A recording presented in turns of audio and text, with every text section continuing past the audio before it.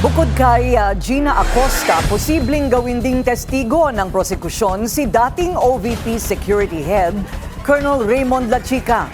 Ang detalye sa agenda report ni Joan Manalo. Habang makukulong si Gina Acosta, makukulong si Mr. Lachica dito po sa maling paggamit ng confidential funds. Naniniwala si House Prosecutor at Bicol Sarok Portalist Representative Terry Ridon na malaki ang pananagutan ni Gina Acosta, ang dating Special Disbursing Officer ng Office of the Vice President, sa umano'y maling paggasta ng tanggapan sa confidential funds na nagkakahalaga ng 125 million pesos.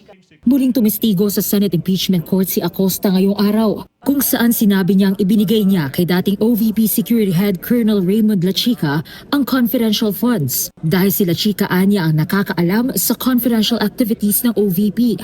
Pero bawal ito batay sa Commission on Audit Joint Circular 2015-01. Sinabi rin ni Acosta sa trial na walang official receipts mula sa medical expenses na pinagamitan ng OVP confidential funds. Ang sabi ni Lachica kay Ms. Acosta, yun na yun.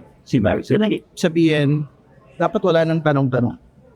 I don't think yan po yung proseso ng pong accountability na gusto po natin. Gusto natin may paper trail mula sa paglabas ng pera hanggang sa liquidation ko.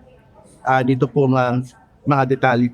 Makailang beses nabanggit ni Acosta sa pagdinig si Lachica ngayong araw, kaya bukas anya ang prosekusyon na pag-aralan ang pagtestigo ni Lachica at kung magdadagdag pa sila ng mga testigo. Whether Lachica testifies or not, it's already admitted na hindi siya ang nag-disburse ng pera. Binigay niya kay Lachica. Di ba?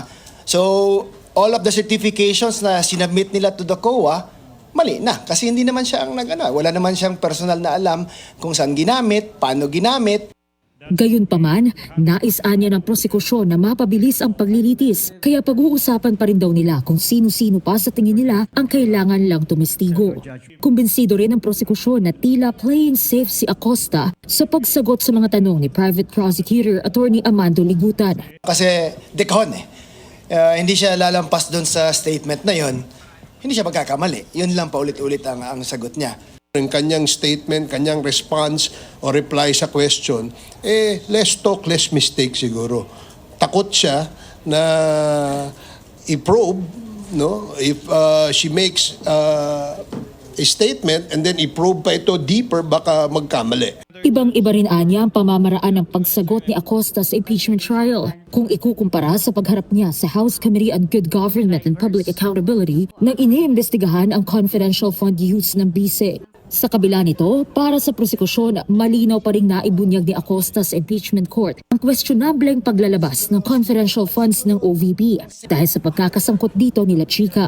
Para sa agenda, Joan Manalo, Billionaire News Channel.